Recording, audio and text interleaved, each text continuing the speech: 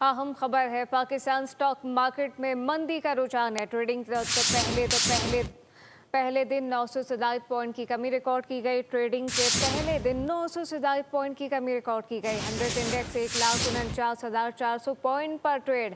Pakistan stock market में मंदी का रुझान है। मजीद मार्केट सेंटिमेंट क्या है, कफील अहमद से जानते हैं। जी कफील।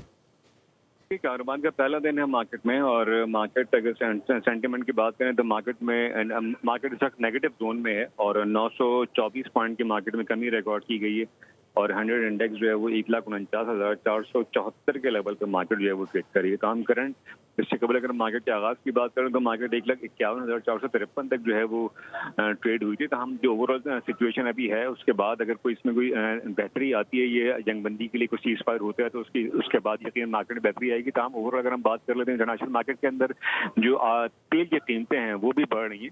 और मार्केट जो है वो अगर हम बात कर ले बरतानवी खाम तेल 110 और अमरीकी खाम तेल 111 के डॉलर की उस पर जो है वो ट्रेड कर रहा है। जी कफील अहमद अपडेट कर रहे थे, आपका शुक्रिया।